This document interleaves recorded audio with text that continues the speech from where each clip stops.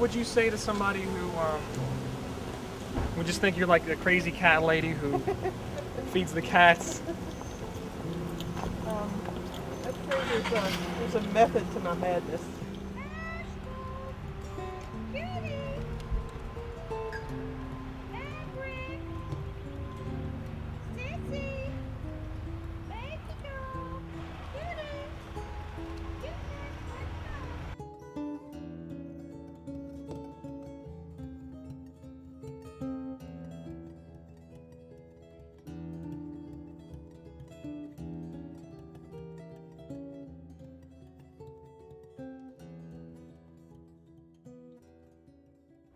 What initially got you started in feeding the cats on campus?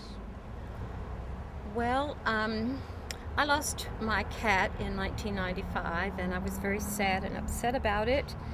And I was introduced officially, although I knew her name, I was introduced officially to Marla because she too had lost a very precious kitty cat. And it wasn't long after that someone called me to tell me that there was a starving kitten over by the School of Drama.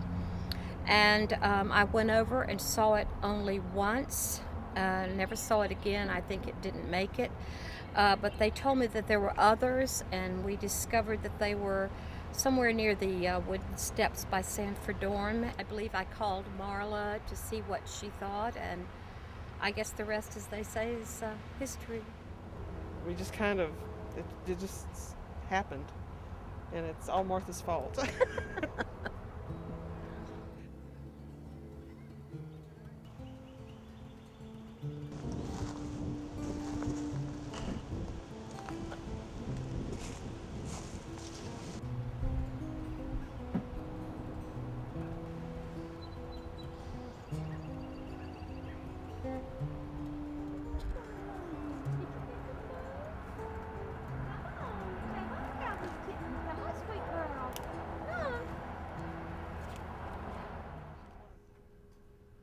What were your dreams and aspirations when you were younger? Probably to be a writer, actually. I always wanted to. I was good at writing, and I always wanted to be a writer. My goal when I retire is to write the great American novel. My aspirations were to be a singer and actually to be a singer and later on have a family and do everything everybody does in life. As a singer, soon after I started studying, I wanted to sing at the Metropolitan Opera. I used to write poetry, and I started a couple short stories, but I really haven't gotten back to it, and I'd really like to do that. This was me and my college sweetheart. We talked about getting married and having kids, and actually what we would name them, and that didn't happen. So it was hard. What year was that? 79, 80. How long were you together? A couple of years. I didn't get married because the generation then, I mean, people were expected to get married, settle down, have a family, and maybe sing in the local choir or whatever. And I was desperately involved in wanting to have a vocal career, and I didn't feel that if I settled down and married that I could do that. I thought, well, I want to go out and conquer the world, have a career, and he wanted me to stay home and raise children. Issy, Bear, Salem, Pete, Susie, Sam, Rocky, Adrian, kids, dinner. Come here. Come get some dinner. Hey, Dix, how you doing, baby? Come eat. That life is not what you planned, but what happens to you. And so this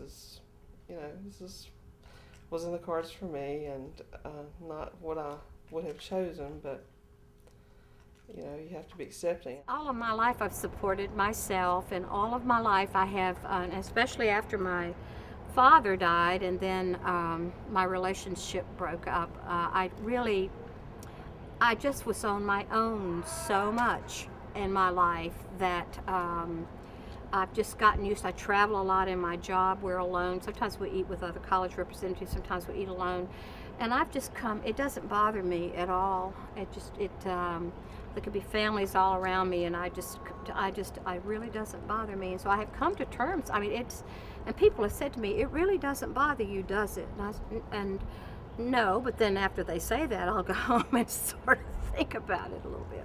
I keep looking for my knight in shining armor, but he hasn't appeared yet. But I'm hopeful. You just never know. I haven't given up hope. On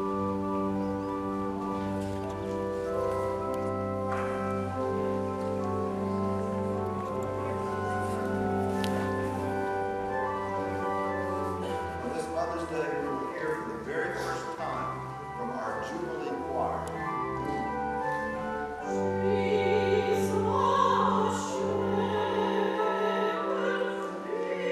This is one of the muffins we trapped last night on Mother's Day. We're getting ready to take him in for his surgery. All right.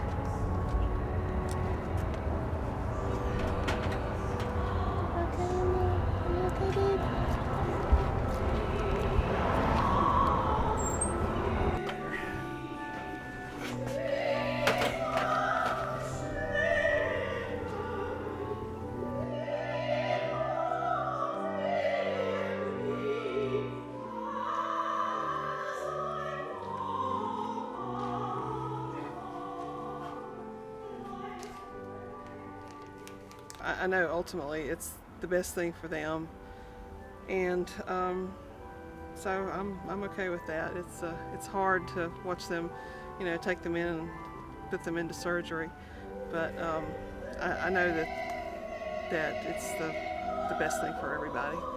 It's okay. It's all right. There is no degree to a mother's love. There is no limitation on a mother's love. Mothers seem to have no time about their love.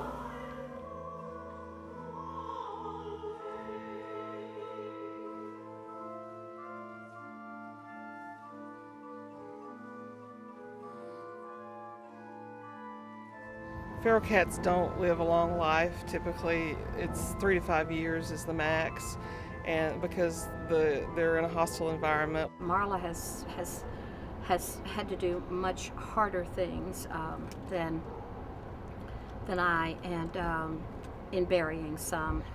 I've had buried one here, and then there's another one over here. I carry a shovel in my car.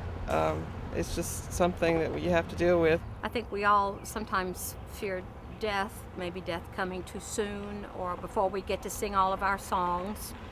As I get older, and the fact that I haven't found Mr. Right and I don't have children, this probably was what I was put here to do. And I'm just kind of accepting of that. Would you want to be buried with your cats? Well, I'd want to be buried with all of them, and then there's not enough room unless you get a really big, because I'm big already, so then you have to get a really big casket.